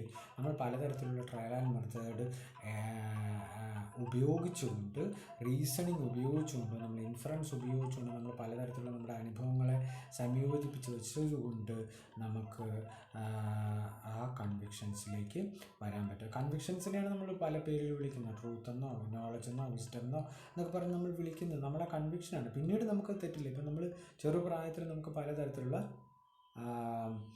കൺവിക്ഷൻ ഇല്ലായ്മ, നമുക്ക് പല കാര്യത്തിലും ഉറപ്പില്ലായ്മ. ഇപ്പം നമുക്ക് നമ്മുടെ ജീവിതത്തിൽ തന്നെ നമുക്ക് പല കാര്യങ്ങളിലും ഉറപ്പില്ലാതെ വരുന്ന അവസരങ്ങളുണ്ട്. അപ്പം നമുക്ക് എങ്ങനെയാണ് കൺവിക്ഷൻസ് വരുന്നത്, നമ്മളെങ്ങനെയാണ് കൺവിക്ഷൻ ഉള്ളവരായി മാറുന്നത്? നമ്മൾ കൺവിക്ഷൻ ഉള്ളവരായി മാറുന്നത് റീസണിങ്ങിലൂടെയാണെന്ന് പറയാം. റീസണിങ് എന്ന് പറയുന്നത് വളരെ ഡിഫിക്കൽട്ടായിട്ടുള്ളൊരു പ്രോസസ്സാണെന്നും അദ്ദേഹം പറയുന്നു. It is very important to know that we use. അപ്പോൾ ഇദ്ദേഹത്തിൻ്റെ ഏറ്റവും പ്രധാനമായിട്ടുള്ള ഒരു സ്റ്റേറ്റ്മെൻറ്റാണ് നമ്മളിനി കാണാൻ പോകുന്നത്. Virtue is knowledge and vice is ignorance ആണ്. വിർച്യു എന്ന് പറയുമ്പോൾ നോളജ് എന്നും വൈസ് എന്ന് പറയുമ്പോൾ ഇഗ്നറൻസ് എന്നുമാണ് അദ്ദേഹം പറയുന്നത്. അപ്പോൾ വിർച്യു എന്താണ്? വിർച്യു എന്ന് പറയുന്നത് നമ്മൾ ഈ നോളജിൽ ഈ റീസൺ ഉപയോഗിച്ച്, ഇൻ്റലക്റ്റ് ഉപയോഗിച്ച് നമ്മൾ മനസ്സിലാക്കുകയും അത് നമ്മൾ പ്രാക്ടീസ് ചെയ്യുകയും ചെയ്യുക. അപ്പം നമ്മൾ അറിവ് സമ്പാദിക്കുന്നുണ്ട് അല്ലേ? അറിവ് നമ്മൾ സമ്പാദിക്കുന്നു. അപ്പോൾ അറിവ് സമ്പാദിക്കുമ്പോൾ നമ്മൾ നന്മയുള്ളവരായി മാറുന്നു എന്നാണ് ഞാൻ പറയുന്നത്. അതുകൊണ്ട് തന്നെ വൈസ് എന്ന് പറഞ്ഞാൽ മോശം കാര്യങ്ങൾ, വിർച്യുവിൻ്റെ ഓപ്പോസിറ്റാണ് നന്മ. അയാളുടെ ഓപ്പോസിറ്റ് എന്താണ്? തിന്മയാണ്. ഇഗ്നറൻസ് ആണ്. എന്തുകൊണ്ടാണ് തിന്മ ഉണ്ടാകുന്നതെന്നാണ് സോക്രട്ടീസ് പറയുന്നത്? തിന്മ ഇഗ്നറൻസ് കൊണ്ടാണ് ഉണ്ടാകുന്നതെന്നാണ് സോക്രട്ടീസ് പറയുന്നത്. വിർച്യു എന്ന് പറയുന്നത് നോളജ് ഉള്ളവരെല്ലാം വിർച്വസ് ആയിരിക്കും. അപ്പം നമ്മൾ ഇപ്പോൾ 2+2=4 എന്ന് പറയുന്ന പോലെ ഇദ്ദേഹം വിർച്യു ഈസ് ഈക്വൽ ടു, നമുക്ക് അങ്ങനെ പറയാൻ പറ്റും. വിർച്യു എന്ന് പറഞ്ഞാൽ നോളജാണെന്നും നോളജ് എന്ന് പറഞ്ഞാൽ വിർച്യു ആണെന്നും മനസ്സിലാക്കാം. അപ്പം നോളജ് ഉള്ളവരാരും എന്ത് ചെയ്തില്ല? വൈസ് തിന്മ ചെയ്യില്ല എന്നാണ് അദ്ദേഹം പറയുന്നത്. ഇദ്ദേഹത്തിൻ്റെ ഈ വളരെ ഫേമസ് ആയിട്ടുള്ള, അതായത് ഇവിടെ നമുക്ക് കാണാൻ പറ്റുന്നത് എത്തിക്സിൻ്റെയും എപ്പിസ്റ്റമോളജിയുടെയും ഒരു സംയോജനമാണ് അല്ലേ? എത്തിക്സിലൂടെ നമ്മൾ വിർച്യു കൾട്ടിവേറ്റ് ചെയ്യുന്നു, നോളജ് നമുക്ക് കിട്ടുന്ന എപ്പിസ്റ്റമോളജിയാണ്. ഇവിടെ എത്തിക്സും എപ്പിസ്റ്റമോളജിയുടെയും അല്ലെങ്കിൽ തന്നെ മെറ്റാഫിസിക്സിൻ്റെയും ഒരു സംയോജനമാണ്. എല്ലാ ഫിലോസോഫിക്കൽ ഡിസിഷൻസിൻ്റെയും ഒരു സംയോജനമായിട്ട് നമുക്ക് ഈ സ്റ്റേറ്റ്മെൻറ്റിനെ കാണാൻ കഴിയും. അതുകൊണ്ടാണ് സോക്രട്ടീസിൻ്റെ ഫിലോസഫി അത്രത്തോളം സെലിബ്രേറ്റഡ് ആയിരിക്കുന്നത്. ഒരുപാട് ആൾക്കാർ അദ്ദേഹത്തിൻ്റെ ഫിലോസഫിയെ പുകഴ്ത്തി പറയുന്നു, അല്ലെങ്കിൽ അദ്ദേഹത്തിൻ്റെ ഫിലോസഫിക്ക് ഒരുപാട് ഇൻ്റർപ്രിട്ടേഷൻസ് വരുന്നതിനുള്ള ഒരു പ്രധാനപ്പെട്ട കാരണം എന്ന് പറയുന്നത് ഈ പെർട്ടിക്കുലർ സ്റ്റേറ്റ്മെൻറ്റാണ്. അതായത് നമ്മുടെ അറിവ് ഉള്ളവരാണെങ്കിൽ നമ്മൾ തെറ്റ് ചെയ്യില്ല എന്നാണ്. തെറ്റ് ചെയ്യുന്നവർ അറിവില്ലാത്തവരായിരിക്കും എന്ന് നമുക്ക് പലപ്പോഴും ഇത് ഒരു വ്യത്യാസമായിട്ട് തോന്നാറുണ്ടെങ്കിൽ പോലും അപ്പോൾ അദ്ദേഹം പറയുന്നത് എങ്ങനെയാണ് നമുക്ക് നോളജിലേക്ക് എത്തിച്ചേരാൻ പറ്റുന്നത്? Definitions are possible and properly construed അത് ദേ പ്രൊവൈഡ് നോളജ്. അപ്പോൾ നമുക്ക് നോളജിലേക്ക് ചേരാൻ കഴിയുന്ന വഴിയാണ് ഡെഫിനിഷൻ എന്ന് പറയുന്നത്. എന്താണ് ഒന്നിനെക്കുറിച്ചുള്ള ഡെഫിനിഷൻ എന്ന് പറയുന്നത്? നമുക്ക് വളരെ കൃത്യമായിട്ട് ഇപ്പം നമുക്ക് ഇപ്പോൾ എത്തിക്സിൻ്റെ ഡെഫിനേഷൻ എന്താണ് ഫിലോസഫിയുടെ ഡെഫിനേഷൻ നമുക്കറിയാം അല്ലേ? ലോജിക്കിൻ്റെ ഡെഫിനേഷൻ എന്താണെന്നറിയാം. അപ്പോൾ അതിൻ്റെ ഒരു സ്കോപ്പ് നിർണ്ണയിക്കുകയാണ് ചെയ്യുന്നത് അല്ലേ? ഡെഫിനിഷൻ എന്ന് പറയുമ്പോൾ എങ്ങനെയാണ് നമുക്ക് ഡെഫിനിഷൻ ഉണ്ടാകുന്നത്? ബിക്കോസ് നമ്മൾ അതിൻ്റെ പെരിഫറി സെറ്റ് ചെയ്യുന്നു, അതിൻ്റെ ബൗണ്ടറി നമ്മൾ സെറ്റ് ചെയ്യുന്നു. അപ്പോൾ അതിനെ പ്രോപ്പറായിട്ട് നമ്മൾ യൂസ് ചെയ്താൽ, അതിന് പ്രോപ്പർലി കൺസ്ട്രോൾഡ് ആണ്, പ്രോപ്പർലി നമ്മളതിനെക്കുറിച്ച് ചിന്തിച്ചാലാണ് നമുക്ക് എന്ത് ചെയ്യുന്നത്? നോളജ് ഉണ്ടാകുന്നത് അല്ലേ? ഡെഫിനിഷൻസ്. അപ്പം ഡെഫിനിഷൻസ് ആർ വെരി ഇമ്പോർട്ടൻ്റ്. അതാണ് സോക്രട്ടീസ് ആദ്യം തന്നെ ചെയ്യുന്നത് അല്ലേ? പെർട്ടിക്കുലർ ആയിട്ടുള്ള കാര്യങ്ങളെ എല്ലാത്തിനും കൂട്ടിച്ചേർത്ത് വെച്ചുകൊണ്ട് അദ്ദേഹം ഒരു യൂണിവേഴ്സലായിട്ടുള്ള ജനറലായിട്ടുള്ള ഒരു ഡെഫിനിഷൻ ഉണ്ടാക്കുന്നത് അല്ലേ? ഇത് തമ്മിൽ അഭേദ്യമായിട്ടുള്ള ബന്ധമാണ്. അപ്പം പർട്ടിക്കുലറും ജനറലും പറയുമ്പോൾ അത് തമ്മിൽ വ്യത്യാസം ഉണ്ടെന്ന് നിങ്ങൾ വിചാരിക്കരുത്. അപ്പോൾ അത് തമ്മിൽ വ്യത്യാസമില്ല, അതിനെ കൂട്ടിയിണക്കിക്കൊണ്ടാണ് നമുക്ക് അദ്ദേഹത്തിൻ്റെ കൺക്ലൂഷൻ പറയുമ്പോൾ നമുക്കത് മനസ്സിലാവും. അദ്ദേഹം പറയുന്നത് assumption is that consistent with the view later developed by Plato develop ചെയ്യുന്നൊരു ഐഡിയയ്ക്ക് ഇതുമായിട്ട് വളരെ സാമ്യമുള്ളതായിട്ട് നമുക്ക് മനസ്സിലാക്കാം. അങ്ങനെയാണ് പലരും സോക്രട്ടീസ് പ്ലേറ്റോയുടെ ഒരു മൗത്ത് പീസ് ആണെന്ന് പലരും പറയുന്നു. സോക്രട്ടീസിനെ ഉപയോഗിച്ച് പ്ലേറ്റോ തൻ്റെ തിയറിയെ ഡെവലപ്പ് ചെയ്ത് പറയുകയാണെന്ന് പലരും പറയാനായിട്ടുള്ള കാര്യം, Plato's theory is very similar to this particular theory of Socrates. Socrates' consistent aim was to learn how to live virtuously. അപ്പോൾ അദ്ദേഹത്തിൻ്റെ എയിം എന്ന് പറയുന്നത് ഞാൻ നേരത്തെ പറഞ്ഞ പോലെ എങ്ങനെ വിർച്വസ് ആയിട്ട് ജീവിക്കാം, എങ്ങനെ നന്മയുള്ളവരായി ജീവിക്കാം. കാരണം അവിടെ നേരത്തെ സൂചിപ്പിച്ചതുപോലെ സൊസൈറ്റിയിൽ ജീവിക്കണമെങ്കിൽ നന്മയുള്ളവരായി ജീവിക്കണം. സൊസൈറ്റിയിൽ തിന്മയുള്ളവർക്ക് ജീവിക്കാൻ കഴിയില്ല. തിന്മയുള്ളവർ ജീവിച്ചു കഴിഞ്ഞാൽ സോക്രട്ടീസ് പറയുന്നത് തിന്മയുള്ളവർ സമൂഹത്തിലുണ്ടെങ്കിൽ സമൂഹത്തിൽ ഒരിക്കലും പ്രോഗ്രസ് ഉണ്ടാവില്ല. ഒരു സമൂഹത്തിൻ്റെ പ്രോഗ്രസ് എന്ന് പറയുന്നത്, അല്ലെങ്കിൽ സമൂഹത്തിൻ്റെ നിലനിൽപ്പ് എന്നത് തന്നെ എന്താണ്? എല്ലാവരും വെർച്വസ് ആയിരിക്കണം, എല്ലാവരും നന്മയുള്ള, എല്ലാവരും തിന്മയുള്ളവരാണ്. നമ്മൾ ജീവിക്കുന്ന ഈ ലോകത്തിൽ എല്ലാവരും തിന്മയുള്ളവരാണെങ്കിൽ ആലോചിച്ച് നോക്കി, നമ്മുടെ തന്നെ ലൈഫ് തന്നെ പോസിബിൾ ആവില്ല അല്ലേ? അപ്പോൾ അതുകൊണ്ട് തന്നെ നന്മയുള്ള, അപ്പം എങ്ങനെ, അതുകൊണ്ടാണ് ഏറ്റവും പ്രധാനപ്പെട്ട അദ്ദേഹത്തിൻ്റെ ജീവിതത്തിലുള്ള ഏറ്റവും പ്രധാനപ്പെട്ട ചോദ്യം എന്ന് പറയുന്നത്, എങ്ങനെ നമുക്ക് വിർച്വസ് ആയിട്ട് ജീവിക്കാം, എങ്ങനെ നന്മയുള്ളവരായിട്ട് നമുക്ക് ജീവിക്കാം അല്ലേ? വളരെ വളരെ പ്രധാനപ്പെട്ട എന്നും. അതുകൊണ്ടാണ് സോക്രട്ടീസിൻ്റെ ഫിലോസഫി ഇന്നും നമ്മൾ വളരെയേറെ പ്രാധാന്യത്തോടുകൂടി ഡിസ്കസ് ചെയ്യുന്നത്. ഇത് വളരെ ചെറിയ ചോദ്യമായിട്ട് തോന്നും, പക്ഷേ എല്ലാ മേഖലകളിലും നമുക്ക് ഇമ്പോർട്ടൻ്റ് ആയിട്ടുള്ള ചോദ്യമായി പിന്നീട് ഇത് മാറുന്നത് നമുക്ക് കാണാൻ സാധിക്കും. അദ്ദേഹം പറയുന്നത് എങ്ങനെ നമുക്ക് വിർച്വസ് ആയിട്ട് ജീവിക്കാം, എങ്ങനെ നമുക്ക് നന്മയുള്ളവരായി ജീവിക്കാം. വളരെ എത്ര ഉന്നതമായിട്ടുള്ള ആദർശമാണ്. നമുക്ക് എങ്ങനെ നന്മയുള്ളവരായിട്ട് ജീവിക്കാം, അപ്പോൾ നന്മയുള്ള പൗരന്മാരായിട്ട് എങ്ങനെ ജീവിക്കാം, നന്മയുള്ള സ്റ്റേറ്റ്മാൻ, നന്മയുള്ള അഡ്മിനിസ്ട്രേറ്റേഴ്സായിട്ട് നമുക്ക് എങ്ങനെ ജീവിക്കാൻ സാധിക്കും എന്നതാണ് നമ്മുടെ മുന്നിലുള്ള ഏറ്റവും വലിയ ചാലഞ്ചെന്നും അങ്ങനെ ജീവിക്കുന്നതാണ് നമ്മുടെ അങ്ങനെ ഉള്ളൊരു ജീവിതം കെട്ടിപ്പടുക്കേണ്ടത് നമ്മുടെ ജീവിതത്തിൻ്റെ എയിം ആയിരിക്കേണ്ടത്. നമ്മുടെ ജീവിതത്തിൻ്റെ ലക്ഷ്യം തന്നെ, ഉദ്ദേശം തന്നെ എങ്ങനെ നല്ല രീതിയിൽ ജീവിക്കണം എന്നതായിരിക്കണമെന്നാണ് സോക്രട്ടീസ് അദ്ദേഹത്തിൻ്റെ ഫിലോസഫിയിലൂടെ പറയുന്നത്. ഇനി അദ്ദേഹം പറയുന്നത്, he argued that each one of us seeks our own good, but that we can be mistaken about or ignorant of what constitutes that good. അപ്പോൾ ഇദ്ദേഹം പറയുന്നത് എങ്ങനെ നമുക്ക്, നമ്മളെപ്പോഴും നമ്മളെക്കുറിച്ച് പറയുന്നത് നമ്മളെല്ലാവരും സെൽഫിഷാണെന്ന് നമ്മൾ പറയാറുണ്ട്. കാരണം എന്താണ്? നമ്മുടെ നന്മകൾ മാത്രമാണ് കാക്ഷിക്കുന്നത്, മറിച്ച് മറ്റുള്ളവരുടെ നന്മകളൊന്നും നമ്മൾ കാക്ഷിക്കുന്നില്ല. അപ്പോൾ അങ്ങനെ വരുമ്പോൾ നമുക്കറിയില്ല നമുക്ക് വേണ്ട നന്മകൾ എന്താണെന്നും മറ്റുള്ളവർക്ക് വേണ്ട നന്മകളും എന്താണെന്നും. നമ്മൾ പലപ്പോഴും മിസ്റ്റേക്ക് അല്ലെ, എറർ സംഭവിക്കുന്നു. നമ്മൾ ഈ നന്മകൾ, നമുക്ക് വേണ്ടത് എന്തൊക്കെയാണ് നമുക്ക് വേണ്ടത്, നമ്മുടെ വെൽഫെയറിന് വേണ്ടത് എന്താണെന്നും മറ്റുള്ളവരുടെ വെൽഫെയറിന്, മറ്റുള്ളവരുടെ ക്ഷേമത്തിന് വേണ്ടത് എന്തൊക്കെയാണെന്നുമുള്ള ചോദ്യങ്ങൾ നമുക്ക് പലപ്പോഴും നമ്മൾ മനസ്സിലാക്കുന്നില്ല അല്ലേ? അങ്ങനെ മനസ്സിലാക്കാതെ പോകുമ്പോഴാണ് നമുക്ക് മറ്റുള്ളവരുമായിട്ട് മിസ്അണ്ടർസ്റ്റാൻഡിങ് ഉണ്ടാകുന്നത്, മിസ്കമ്മ്യൂണിക്കേഷൻ ഉണ്ടാകുന്നത്. അപ്പോൾ അവരുടെ നന്മയെക്കുറിച്ച് നമുക്ക് മിസ്റ്റേക്കണായിട്ടുള്ള ഒരു ഐഡിയ ഉള്ളത് അല്ലേ? നമുക്ക് എങ്ങനെയാണ് നമുക്ക് നല്ല അവരെക്കുറിച്ചുള്ള അവരിലുള്ള നന്മയെ നമുക്കെങ്ങനെ കണ്ടെത്താം, നമ്മളിലുള്ള നന്മയെ നമുക്കെങ്ങനെ കണ്ടെത്താം എന്നതാണ് വളരെ എയിം ചെയ്യേണ്ട ഒരു കാര്യം എന്നാണ് അദ്ദേഹം നമ്മളോട് പറയുന്നത്. അപ്പോൾ നമ്മളതുകൊണ്ട് തന്നെ നമുക്ക് ഈ ഹിഡനിസത്തിലൊക്കെ പറയുന്ന പോലെ നമ്മുടെ നന്മയാണ് നമ്മളെപ്പോഴും കാക്ഷിക്കുന്നത് അല്ലേ? നമ്മുടെ നന്മ എന്താണ് എന്നതിനെക്കുറിച്ചും നമുക്ക് വലിയ ധാരണയില്ലെങ്കിൽ പോലും നമുക്ക് നന്മ, ഇപ്പം നമ്മൾ ബസ്സിൽ കയറുമ്പോഴും ട്രെയിനിൽ കയറുമ്പോഴും നമ്മൾ പലയിടത്ത് പോകുമ്പോഴും ഭക്ഷണം കഴിക്കാൻ പോകുമ്പോൾ ഹോട്ടലിൽ കയറുമ്പോഴും ഒക്കെ നമ്മൾ ചിന്തിക്കുന്നത് നമുക്കെങ്ങനെ ആദ്യം വീട്ടിലെത്താം, നമുക്കെങ്ങനെ ബസ്സിൽ ആദ്യം കയറാം, നമുക്കെങ്ങനെ ആദ്യം ഇപ്പം എനിക്കെങ്ങനെ ആദ്യം അതൊക്കെ ചെയ്ത് കിട്ടും എന്നാണ്. ഇപ്പോൾ എല്ലാ സിനിമാ തിയേറ്ററിൽ പോകുമ്പോൾ നമുക്ക് ആദ്യം അങ്ങനെ ടിക്കറ്റ് കിട്ടാമെന്നാണ് നമ്മൾ വിചാരിക്കുന്നത്. തിരക്കി നമുക്ക് നമ്മുടെ നന്മയാണ് എപ്പോഴും നമ്മൾ. അപ്പോൾ നമ്മുടെ നന്മ, നാരായണഗുരു പറഞ്ഞതുപോലെ നമ്മുടെ നന്മ എങ്ങനെയാണ് അവരിന് നന്മയായി വരുന്നത്, അല്ല നമുക്ക് നന്മയ്ക്ക് ആചരിക്കേണ്ടത് മറ്റുള്ളവർക്ക് എങ്ങനെയാണ് നന്മയായി മാറുന്നത്, അവിടെയാണ് ഒരു മനുഷ്യൻ്റെ ജീവിതം സാർത്ഥകമാകുന്നത് എന്നാണ് സോക്രട്ടീസ് നമ്മളോട് പറയാൻ ശ്രമിക്കുന്നത്. Then once we infallibly know that good, we cannot do evil. All wrongdoing is therefore error എന്ന് പറയുന്നത്. അപ്പം നമ്മൾ ഇൻഫാലിബിൾ എന്ന് പറഞ്ഞാൽ ഒരിക്കലും തെറ്റ് പറ്റാത്തതെന്നുള്ള അർത്ഥമാണ്. അപ്പം നമ്മൾ ഒരിക്കലും തെറ്റുപറ്റാത്ത നന്മയെക്കുറിച്ചുള്ള അറിവ് നമ്മൾ സമ്പാദിച്ചു കഴിഞ്ഞാൽ എന്താ ഉണ്ടാവുക? നമ്മൾ ഒരിക്കലും തിന്മ ചെയ്യില്ല. ആ നന്മയെക്കുറിച്ചുള്ള ബോധ്യം നമ്മളിൽ വന്നു നിറഞ്ഞാൽ, ആദ്യം നേരത്തെ സൂചിപ്പിച്ച ആ കൺവിക്ഷൻ നമ്മളിൽ വന്നു നിറഞ്ഞാൽ എന്ത് ആണ് നമ്മൾ ചെയ്യുന്നത്? അത് നമ്മൾ ഒരിക്കലും പിന്നെ തിന്മ ചെയ്യില്ല അല്ലേ? അതുകൊണ്ട് തന്നെ നമുക്കറിയാം. അപ്പോൾ തിന്മ ചെയ്യുമ്പോൾ നമുക്ക് അറിയാം. ബുദ്ധിസത്തിൽ സാധാരണ പറയാറുള്ളൊരു കാര്യമുണ്ട്, ഓരോ തിന്മ ചെയ്യുമ്പോഴും നമ്മുടെ ആത്മാവിൽ ഓരോ ഡോട്ടുകളുണ്ടാകും. ഒരുപാട് തിന്മ ചെയ്യുന്ന ഒരു ആത്മാവിൽ അങ്ങനെ ഒരുപാട് ഡോട്ടുകൾ നിറഞ്ഞതായിരിക്കും അല്ലെ, ഒരുപാട് കുത്തുകൾ നിറഞ്ഞതായിരിക്കും. നമ്മൾ പലപ്പോഴും പുഴുക്കുത്തുകൾ എന്നൊക്കെ പറയാറുണ്ട്. അതുപോലെ ഒരുപാട് കുത്തുകൾ നിറഞ്ഞതായിരിക്കും. നന്മ ചെയ്യുന്നവരുടെ ആണെങ്കിലോ അവരുടെ സോൾ എപ്പോഴും പ്യുവർ ആയിരിക്കുമെന്നാണ്, അതുകൊണ്ടാണ് പറയുന്നത്. അപ്പം എന്തുകൊണ്ടാണ് നമ്മൾ നന്മ ചെയ്യുന്നത്? Because we know that what is truth and what is goodness അല്ലേ? എന്താണ് റൈറ്റ് ആൻഡ് റോങ്, എന്താണ് ഗുഡ് എന്നതിനെക്കുറിച്ച് നമുക്ക് വ്യക്തമായിട്ടുള്ള ധാരണയുണ്ട് അല്ലേ? അതൊരിക്കലും തെറ്റിപ്പോകാത്ത ധാരണയാണ്. അപ്പോൾ അത് നമുക്ക് കിട്ടുന്നത്, സോക്രട്ടീസ് പറയുന്നത് നമുക്ക് കിട്ടുന്ന എവിടുന്ന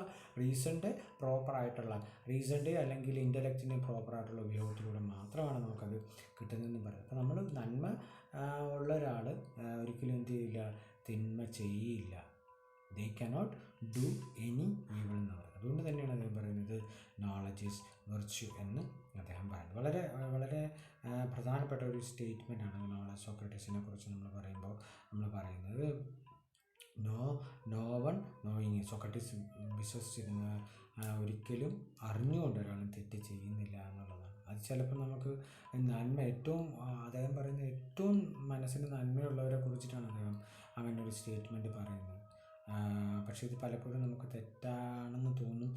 ചിലപ്പോൾ നമുക്ക് ചിലർ അറിഞ്ഞുകൊണ്ട് തന്നെ അബദ്ധം ചെയ്യുക, അറിഞ്ഞുകൊണ്ട് തന്നെ തെറ്റ് ചെയ്യുന്നതായിട്ട് നമുക്ക് തോന്നാറുണ്ട്. നമ്മൾ തന്നെ പലപ്പോഴും അങ്ങനെ ചെയ്യുന്നതായിട്ട് തോന്നുന്നു. പക്ഷേ അത് ശരിക്കുള്ള അറിവല്ല. നന്മയെക്കുറിച്ച് നമുക്ക് അറിവില്ലാത്തത് കൊണ്ടാണ് നമ്മളങ്ങനെ ചെയ്യുന്നത്. പരമമായിട്ടുള്ള നന്മയെക്കുറിച്ചുള്ള നമ്മുടെ അറിവില്ലായ്മയാണ് നമ്മളെ ഇവിടെ ചെയ്യിക്കുന്നത് എന്നാണ് പറയുന്നത്. അപ്പോൾ ഓരോരുത്തരുടെയും ജീവിത ലക്ഷ്യം എന്ന് പറയുന്നത് ആ നന്മയെക്കുറിച്ചുള്ള അറിവ് സമ്പാദിക്കുകയും അത് ജീവിതത്തിൽ പ്രാക്ടീസ് ചെയ്യുക എന്നുള്ളതാണ്.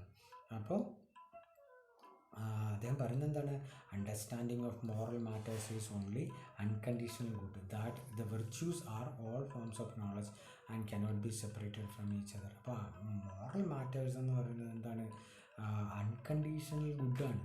അത് ഓരോ സാഹചര്യം വരുമ്പോൾ മാറുന്നതല്ല. ഇപ്പോൾ ഒരു സാഹചര്യത്തിൽ നമ്മൾ ഗുഡ് ചെയ്തു, വേറൊരു സാഹചര്യത്തിൽ അത്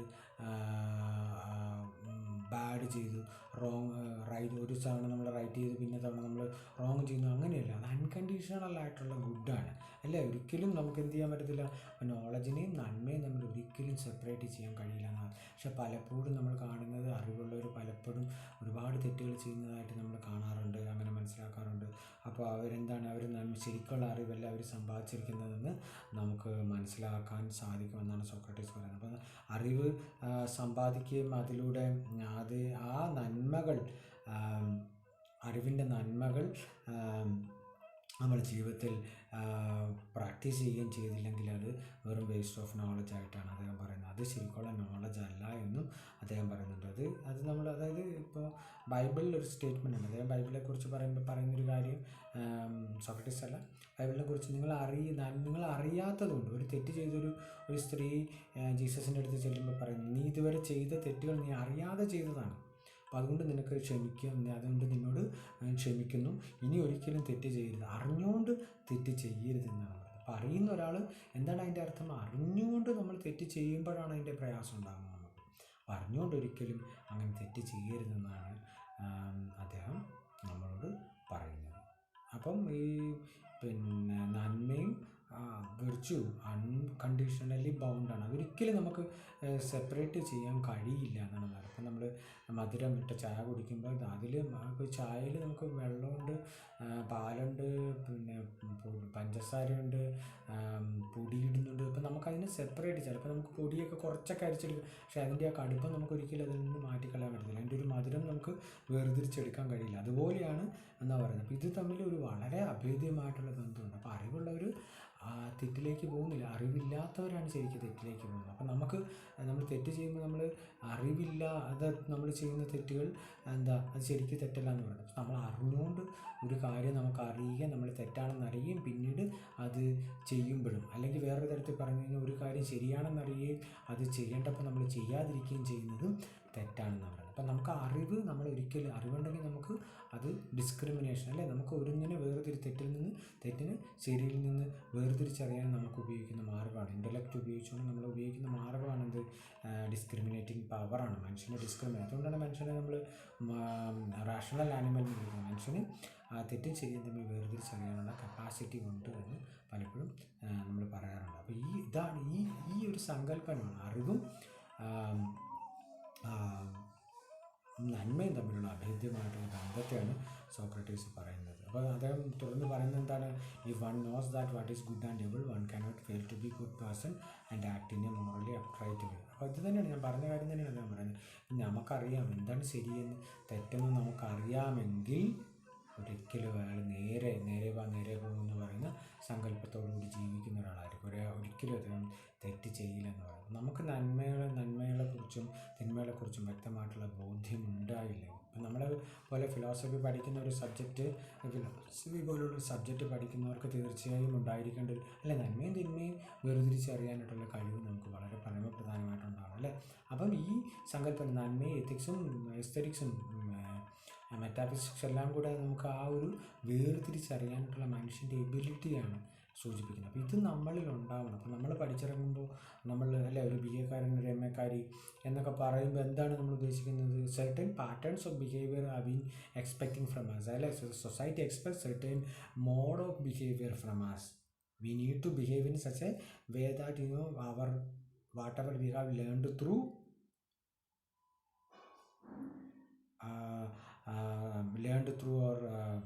our 3 years of graduation or even 5 years of study, we should be able to practice them in a proper manner. So if you are not practicing, നമ്മളോട് പറയാം ഈ എം എക്കാരൻ കാണിക്കുന്നുണ്ടോ, ആ ബി എക്കാരി കാണിക്കുന്നുണ്ടോ എന്ന് നമ്മൾ പറയാം, അയാൾ എന്തെങ്കിലും പഠിച്ച ആളല്ലേ എന്നുള്ള നമ്മളോട് ആരെങ്കിലുമൊക്കെ ചോദിച്ചിട്ടുണ്ടാവും അല്ലേ.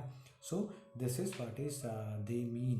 So there is certain criteria, certain norms, certain standards are expecting. Society is expecting certain standards. And why that they are expecting such standards?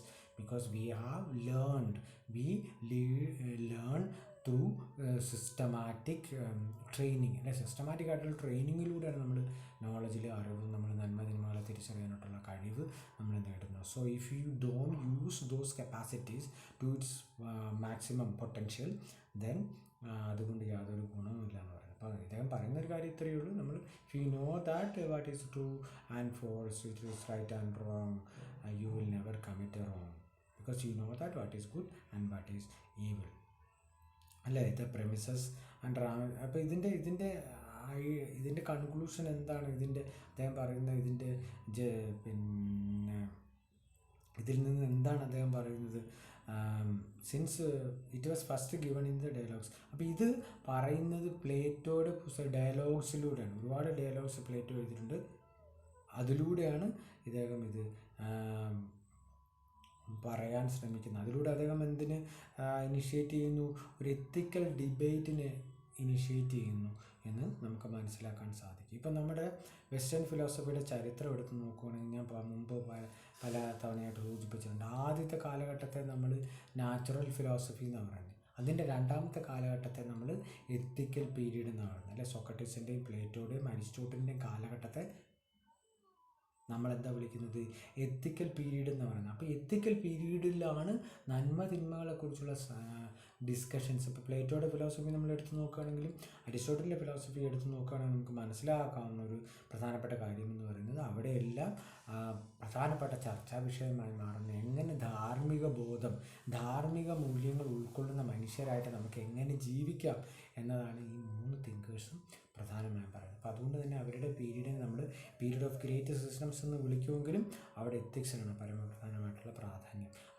അതിന് തുടക്കം കുറിക്കുന്ന, എത്തിക്കൽ ഡിബേറ്റ്സിന് തുടക്കം കുറിക്കുന്നത് സോക്രട്ടീസ് ആണ് എന്നുള്ളതാണ് സോക്രട്ടീസിൻ്റെ പരമപ്രധാനമായിട്ടുള്ള പ്രാധാന്യം എന്ന് പറയുന്നത്. അപ്പോൾ പ്ലേറ്റോയുടെ അപ്പോളജി എന്ന് പറയുന്ന പുസ്തകത്തിൽ പറയുന്നത് എന്താണ്? സോക്രട്ടീസിനെ അദ്ദേഹം ആ പുസ്തകത്തിൽ വിളിക്കുന്നത് the chief martyr of reason എന്നാണ് പറയുന്നത്. അപ്പോൾ അദ്ദേഹത്തെ റീസണിൻ്റെ ഒരു രക്തസാക്ഷി എന്നാണ്. വളരെ മനോഹരമായിട്ടുള്ളൊരു പ്രയോഗമാണ് അല്ലേ. റീസൺ ഇതിലെ പിന്നെ യുക്തിയുടെ രക്തസാക്ഷി എന്നാണ് ആദ്യത്തെ സോക്രട്ടീസിനെ വിളിക്കുന്നത്. എന്താണ്? യുക്തിയുടെ രക്തസാക്ഷി അല്ലേ. ഇപ്പം നമ്മൾ പല രക്തസാക്ഷികളെ കുറിച്ച് കേട്ടിട്ടുണ്ട്. പക്ഷെ ആദ്യമായിട്ടാണ് യുക്തിയുടെ രക്തസാക്ഷി എന്നുള്ളൊരു പ്രയോഗം കേൾക്കുന്നത്. ഇത് മാർട്ടിയർ ഓഫ് റീസൺ. അപ്പം നമ്മളതുപോലെ ജീസസിനെ വിളിക്കാറുള്ളത് മാർട്ടിയർ ഓഫ് ഫെയ്ത്ത് എന്നാണ്. ഫെയ്ത്തിന് വേണ്ടി മരിച്ച ഒരാൾ എന്ന അർത്ഥത്തിലാണ് നമ്മൾ ജീസസിനെ മാർട്ടിയർ ഓഫ് ഫെയ്ത്ത് എന്ന് വിളിക്കുന്നത്. നേരെ മറിച്ച് സോക്രട്ടീസിനെ നമ്മൾ വിളിക്കുന്നത് മാർട്ടിയർ ഓഫ് റീസൺ എന്നാണ്. അപ്പം എന്നാൽ ഒരു ചോദ്യം വേണമെങ്കിൽ നമുക്ക് PSCക്കൊക്കെ പ്രതീക്ഷിക്കാൻ പറ്റുന്നൊരു ചോദ്യമാണ് എന്ത്? എങ്ങനെയാണ് ആരെയാണ് മാർട്ടിയർ ഓഫ് റീസൺ എന്ന് വിളിക്കുന്നത് എന്ന് നമുക്ക് ചോദിച്ചാൽ നമുക്ക് പറയാൻ പറ്റുന്ന ഉത്തരമാണ് സോക്രട്ടീസാണ് the chief martyr of reason എന്ന് പറയുന്നത്. അപ്പം മാർട്ടിയർ എന്ന് പറഞ്ഞാൽ എന്താണ്? മാർട്ടിയർ എന്ന് പറഞ്ഞാൽ രക്തസാക്ഷി അല്ലേ. അത് അങ്ങനെയാണ്. അപ്പം റീസൺ അദ്ദേഹത്തിന് എന്താ ചെയ്തത്? അദ്ദേഹം ജീവിച്ചിരുന്ന ഒരു ഗവൺമെൻറ് ജീവിച്ചിരുന്ന കാലഘട്ടത്തെ ഗവൺമെൻറ് എന്താ ചെയ്യുന്നത്? അദ്ദേഹം ചെറുപ്പക്കാരെ വഴി തെറ്റിക്കുന്നു എന്നുള്ള കുറ്റം ചുമത്തി അദ്ദേഹത്തിന് ഹെംലോക്ക് എന്നുള്ള വിഷം കൊടുത്ത് കൊല്ലുകയായിരുന്നു, വധശിക്ഷയ്ക്ക് വിധിക്കുകയായിരുന്നു ചെയ്തത്. കാരണം എന്താണ്? അവർ അദ്ദേഹത്തിൽ ആരോപിച്ചിട്ടുള്ള പ്രധാനപ്പെട്ട കുറ്റം എന്ന് പറഞ്ഞാൽ അവർ സ്റ്റേറ്റിനെതിരെ പ്രവർത്തിക്കുന്നു എന്നുള്ളതാണ്. ഇപ്പം ഇന്നത്തെ സാഹചര്യം നോക്കിയാൽ നമുക്കറിയാൻ പറ്റും, പലരെയും ഇന്ന് ജയിലിലടച്ചിടുന്നു, അല്ലേ? എല്ലാവരും അല്ല, കുറേ പേരെങ്കിലും ജയിലിലടച്ചിരിക്കുന്നു. എന്താണ്? സ്റ്റേറ്റിനെതിരെ പറഞ്ഞിരുന്നു. ഒരു ജെ.എൻ.യുവിലൊക്കെ പ്രക്ഷോഭം അതിനു വേണ്ടിയുള്ളൊരു പ്രക്ഷോഭമായിരുന്നു. അപ്പോൾ സ്റ്റേറ്റിനെതിരെ നമുക്ക് പറയാൻ പാടില്ലേ? അല്ലെങ്കിൽ സ്റ്റേറ്റിനെതിരെ പറഞ്ഞാൽ എന്താണ് കുഴപ്പം? അല്ലെങ്കിൽ സ്റ്റേറ്റ് നമ്മൾ തന്നെ തിരഞ്ഞെടുക്കുന്ന ഒരു കാര്യമല്ലേ എന്നുള്ള ചോദ്യവും അതിലുണ്ടാകാം. എങ്കിലും സ്റ്റേറ്റിന് അതിനുള്ള അധികാരമുണ്ട് എന്ന് സ്റ്റേറ്റ് വിശ്വസിക്കുകയും അങ്ങനെ സ്റ്റേറ്റ് സോക്രട്ടീസിനെ വധശിക്ഷയ്ക്ക് വിധിക്കുകയും ചെയ്യുകയാണ് ഉണ്ടായത്. അപ്പോൾ അതുകൊണ്ടാണ് പ്ലേറ്റോ അദ്ദേഹത്തിൻ്റെ പുസ്തകത്തിലൂടെ എന്ത് വിളിക്കുന്നു? ചീഫ് മാർട്ടിർ ഓഫ് റീസൺ, അല്ലേ? യുക്തിയുടെ രക്തസാക്ഷി എന്നാണ് പ്ലേറ്റോ. വളരെ മനോഹരമായിട്ടാണ്, നിങ്ങൾക്ക് പലയിടത്തും ഉപയോഗിക്കാൻ പറ്റുന്നൊരു കാര്യമായിട്ട് നിങ്ങൾക്കിതിനെ കാണാൻ പറ്റും. ഇനി നമ്മളിതിൻ്റെ ഒരു കൺക്ലൂഡിങ് സെക്ഷനിലേക്ക് വരികയാണ്. സോക്രട്ടീസ് അദ്ദേഹത്തെക്കുറിച്ച് പറഞ്ഞത് എന്താണ്? Socrates occupied himself with the excellences of character and in connection with them became the first to raise the problem of universal definition. Universal ഡെഫിനിഷനിലേക്കാണ് അദ്ദേഹം എത്തിച്ചേരുന്നത്. അപ്പോൾ അദ്ദേഹം എങ്ങനെയാണ് യൂണിവേഴ്സൽ ഡെഫിനിഷനിലേക്ക് എത്തിച്ചേരുന്നതെന്നാണ് നമ്മളിവിടെ മനസ്സിലാക്കുന്നത്. ക്യാരക്ടറിൻ്റെ എക്സലൻസ് ആണ്, അല്ലേ? നമ്മൾ എക്സംപ്ലറി ക്യാരക്ടർ എന്ന് പറയുന്ന പലരും ഉണ്ട്, അല്ലേ? എക്സംപ്ലറി ക്യാരക്ടർ എന്ന് പറഞ്ഞാൽ എന്താ? അത്ര സ്വഭാവ സവിശേഷതകളുള്ളവരെയാണ് നമ്മൾ എക്സംപ്ലറി ക്യാരക്ടേഴ്സ് എന്ന് വിളിക്കുന്നത്. അപ്പോൾ എങ്ങനെയാണ് ഒരാൾക്ക് എക്സംപ്ലറി ക്യാരക്ടർ ഉണ്ടാകുന്നത്?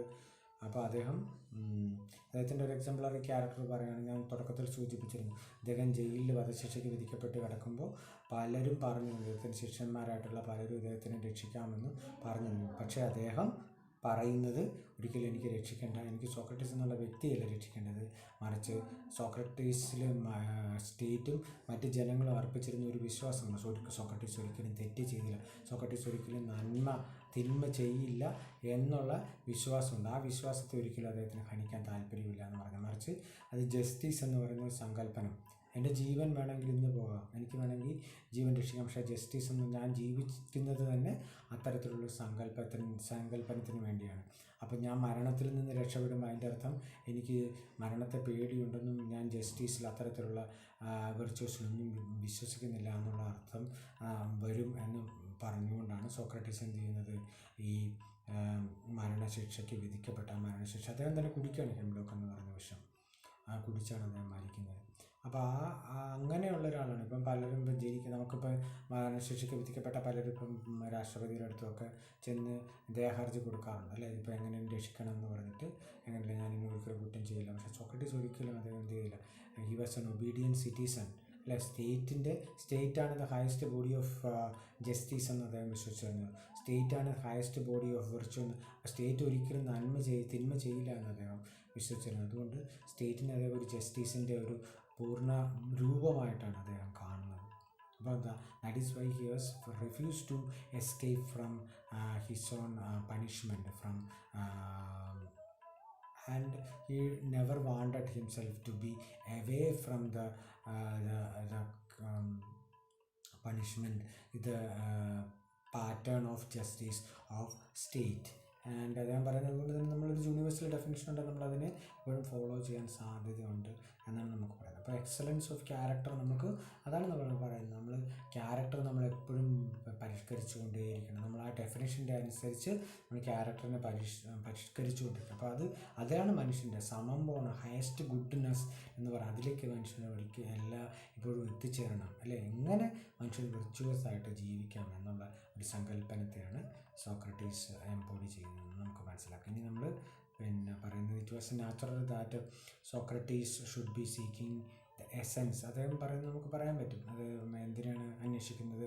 അദ്ദേഹം എസെൻസിനെയാണ്, അല്ലേ, അന്വേഷിക്കുന്നത്. ഒരു എസെൻസിനെയാണ് നമ്മൾ അന്വേഷിക്കുന്നത്. ഒന്നിൻ്റെ എന്താണ് ഒരു എസെൻസ് എന്നുള്ള അന്വേഷണമാണ്. യൂണിവേഴ്സലായിട്ടുള്ള ഒരു ഡെഫിനിഷൻ അന്വേഷിക്കുകയാണ് അദ്ദേഹം ചെയ്യുന്നത് എന്ന് നമുക്ക് മനസ്സിലാക്കാൻ സാധിക്കും. അപ്പോൾ നമ്മൾ കൺക്ലൂഷനിലേക്ക് വന്നു കഴിഞ്ഞാൽ, അപ്പോൾ ഈ പറയുന്ന രണ്ട് കാര്യങ്ങൾ സോക്രട്ടീസിലേക്ക് ആട്രിബ്യൂട്ട് ചെയ്യാമെന്നാണ് പല ചിന്തകരും പറയുന്നത്. അതിലൊന്നാമത്തെ കാര്യം എന്ന് പറഞ്ഞാൽ inductive argument and universal definition, both of which are concerned with the starting point of science.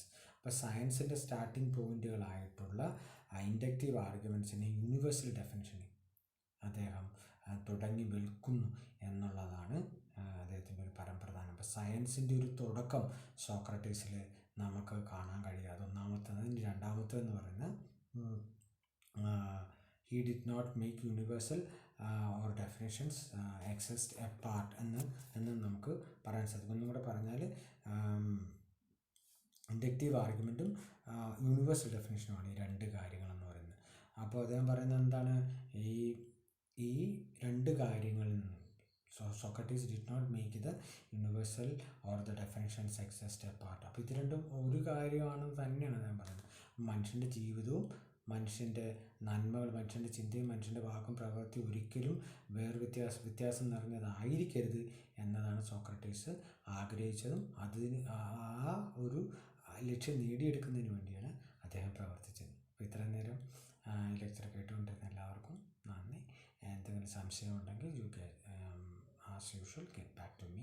Thank you. Thanks a lot.